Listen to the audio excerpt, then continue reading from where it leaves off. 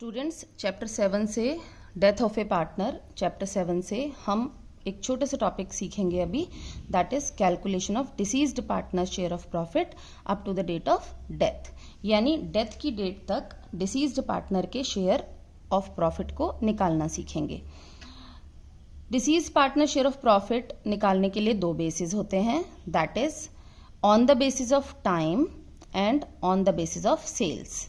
ध्यान रखना है कौन से दो बेस हैं, on the basis of time या प्रॉफिट और on the basis of sales. इन दोनों के बेस पर हम डिसीज्ड पार्टनर के प्रॉफिट के शेयर को निकालेंगे। ठीक है, सबसे पहले फर्स्ट डिस्कस करते हैं, that is on the basis of time. ध्यान से देखो, on the basis of time से जिस फॉर्मूले से शेयर ऑफ प्रॉफिट निकलेगा, ठीक है, वो फॉर्मूला है profit as per instructions. Profit as per instructions क्यों लिखा है मैंने, दैट इज कि प्रॉफिट अब जिस पर्टिकुलर ईयर में डेथ हुई है, ठीक है, वो बीच में भी हो सकती है, बीच में मीन्स अप्रैल से लेकर मार्च के बीच में कभी भी डेथ हो सकती है। ठीक है, तो हमने अगर सपोज लास्ट में डेथ नहीं हुई है फाइनेंशियल ईयर के, तो हमें कुछ ना कुछ बेस लेना पड़ेगा, तो हम हो सकता है लास्ट ईयर का प्रॉफिट लें। तो प्रॉफिट जैसे भी क्वेश्चन में दिया होगा, प्रॉफिट ऑफ प्रीवियस ईयर तो प्रीवियस ईयर का प्रॉफिट ले लोगे, प्रॉफिट ऑफ लास्ट 2 ईयर्स तो लास्ट 2 ईयर्स का प्रॉफिट ले लोगे। ठीक है, एवरेज प्रॉफिट ऑफ 5 ईयर्स तो 5 ईयर्स की प्रॉफिट की एवरेज ले लोगे, means as per the instructions, जैसे आपको क्वेश्चन में इंस्ट्रक्शंस दी होंगी। ओके देखो ध्यान से, multiply by share of deceased partner. किससे मल्टीप्लाई करना है भाई, प्रॉफिट तो हमने एज्यूम कर लिया कि हम इस पर्टिकुलर प्रॉफिट के बेस पर देंगे। Multiply by share of deceased partner, यानी जिस पार्टनर की डेथ हो गई है, डिसीज्ड पार्टनर कौन सा, जिस पार्टनर की डेथ हो गई है उसका शेयर निकालना पड़ेगा, क्योंकि उसी को देना है, तो सारा प्रॉफिट थोड़ी ना देंगे। ठीक है, मल्टीप्लाई बाय, अब हमें जो शेयर निकालना है वो हमने प्रीवियस कुछ ईयर्स के प्रॉफिट्स को एज्यूम करा या जो भी इंस्ट्रक्शंस के अकॉर्डिंग देखा, तो हमने पूरे साल का एज्यूम करा। अब हमें क्या करना है, हमें जितने मंथ वो जिंदा रहा या जितने डेज वो बंदा जिंदा रहा या जितने मंथ और डेज वो फर्म में रहा, तो हमें वो काउंट करने हैं। अगर मंथ है तो मंथ अपॉन 12 लगाना, अगर डेज हैं तो डेज अपॉन 365 लगाना फॉर्मूले के अंदर। कैसे, अगर सपोज 30 सितंबर को डेथ हो रही है, तो आप अप्रैल फाइनेंशियल ईयर 1 अप्रैल से स्टार्ट करेंगे, तो देखो काउंट करो, अप्रैल, मई, जून, जुलाई, अगस्त, सितंबर, 6 मंथ हो गया, पूरा पूरा 6/12 लग जाएगा फॉर्मूले के अंदर। ठीक है, लेकिन अब उसकी डेथ हो रही है 15 मई को, 15 मई को, अप्रैल से स्टार्ट करो। ठीक है, तो अप्रैल पूरा अप्रैल के कितने दिन, 30 दिन। ठीक है, उसके बाद मई के कितने दिन, 15 दिन। ठीक है, 30 + 15 कितना हो गया, 45। अब डेज हैं तो डेज अपॉन 12 नहीं करना, क्या करना है, डेज अपॉन 365, यानी 45 अपॉन 365। फॉर्मूला याद रखो, ध्यान से सुनो, देन एक इलस्ट्रेशन करेंगे। फॉर्मूला क्या है, profit as per instructions in the question. Okay, multiply by share of deceased partner multiply by month upon 12, okay, और डेज अपॉन 365, जैसा यहां लिखा है। ठीक है, चलो अब हम स्टार्ट करते हैं एक इलस्ट्रेशन करना।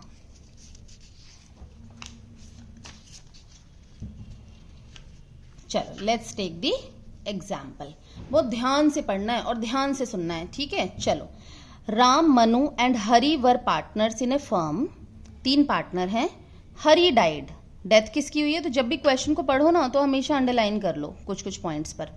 Hari died on 30 June, underline कर लो, क्योंकि यहाँ इसे मंथ और डेज देखोगे। अब तुम्हें ये दिखाई दे रहा है कि ये मंथ का एंड है, मंथ का एंड है, तो अप्रैल से स्टार्ट करना है, काउंट करो, अप्रैल, मई, जून, यानी 3 मंथ। तुम अपना कहीं माइंड में नोट करके रखो या रफ में नोट करके रखो कि 3 मंथ है। ठीक है, next, his share of profit from the closure of the last accounting year till the date of death was to be calculated on the basis, यहां से देखना किस बेस पर कैलकुलेट करेंगे, up to the date of death उसका profit, on the basis of the average profit of 3 completed financial year.